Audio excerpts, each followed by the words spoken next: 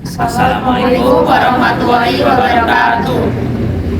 Perkenalkan, nama saya Lady absen 12. Perkenalkan, nama saya Sabita Suryantia, nomor absen 1. Perkenalkan, nama saya Alifia Nur Aulia, nomor absen 2. Perkenalkan, nama saya Fizana Fadila Putri, nomor absen 14. Perkenalkan, nama saya Muhammad Ridwan Putra, nomor absen 23. Di sini kami akan mempromosikan kekayaan budaya khas Tuban, yaitu batik gedok dan batik tulis di Batik Royan. Dalam video ini kita akan menjelaskan tentang sejarah, cara pembuatan, serta cara mempromosikan batik tulis dan gedok ini.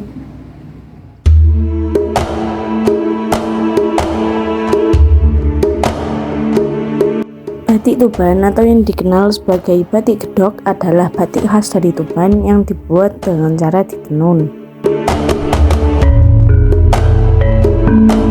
Batik Tuban ini dinamakan sebagai batik gedok karena dalam proses pembuatannya menggunakan alat manual yang mengeluarkan bunyi dok-dok.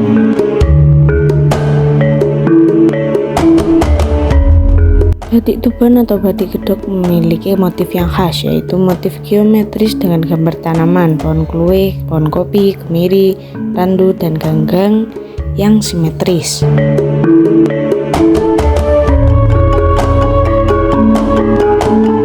Toko Batik Royan merupakan toko batik yang berlokasi di Kabupaten Tuban. Toko batik ini menawarkan berbagai macam jenis kain dan motif batik khas Tuban, baik untuk pria dan wanita, juga tersedia dengan berbagai jenis seperti batik formal, batik lengan panjang dan pendek, casual, baik tradisional, modern, batik tulis, batik couple, dan lainnya. Toko batik ini juga menyediakan kebaya, mukena, kaftan batik, batik kombinasi brokat, dan batik kombinasi polos. Untuk harga, batik ini dijual relatif murah, tergantung jenis, motif, dan kainnya. Pengusaha Batik Royan bernama Ibu Suntiah. Usaha batik tulis miliknya bernama Batik Royan atau Royan Collection. Usaha batik tulis gedok Tuban miliknya mulai dirintis sejak tahun 1998. Di tahun kelahiran anaknya, dan Batik Royan sendiri berdiri sejak tahun 2000 sampai sekarang. Perempuan asal desa Tegalrejo, Kecamatan Merak-Urak, Kabupaten Tuban tersebut bercerita bahwa awalnya ia tidak bisa membatik sama sekali. Bermula dari berjualan baju keliling menggunakan sepeda ontel, ia berkeliling dari desa Tegalrejo, desa Bato, sampai desa Sumurgung. Ketika di desa Sumurgung, ia melihat banyak sekali orang yang sedang membatik. Dari situlah Tiah, panggilan akrabnya, memiliki inspirasi untuk merintis usaha batik. Dari situ saya punya keinginan ingin bisa membatik sendiri, bisa mewarnai sendiri, dan bisa punya usaha terkait batik, jelasnya. Tiah melanjutkan bahwa di zaman dulu ilmu untuk belajar membatik masih mahal, dikarenakan orang-orang yang sudah bisa membatik tidak mau membagi ilmunya kepada orang yang mau belajar karena merasa takut tersaingi. Sampai suatu ketika ia bertemu dengan salah satu orang dari perindustrian yang mau mengajarinya membuat batik. Menurutnya, penjelasannya, sekarang orangnya sudah meninggal, semoga diberikan tempat yang layak karena beliau yang dulunya mengajari saya membatik, mulai dari tidak bisa sama sekali sampai bisa. Kemudian sebelum mulai belajar membatik pun Tiah masih dilanda keraguan karena harus menyiapkan uang 300.000 untuk membeli bahan dan peralatan membatik. Tahun berganti tahun, usaha batik miliknya kini semakin sukses. Meskipun dalam perjalanan panjang itu tidaklah mulus dan banyak sekali rintangan yang harus dilaluinya.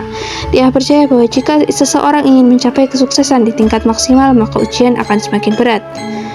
Maka dari itu, ia terus berinovasi agar usaha batiknya kian berkembang. Salah satunya yakni merambah ke kain batik halusan. Tiah juga sampai belajar di salah satu sekolah desain Surabaya sekitar tahun 2016 untuk mengembangkan usahanya.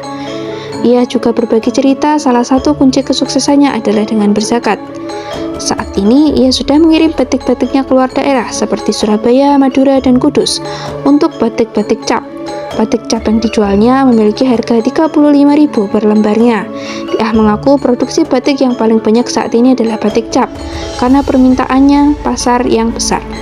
Ia mengaku untuk penjualan batik cap per bulannya bisa mencapai 5.000 lebih.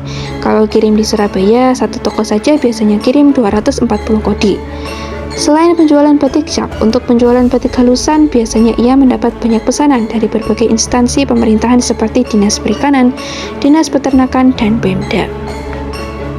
Kemudian Batik Royan juga memiliki media promosi antara lain Instagram dan Facebook yang bernama akun Suntiah Royan.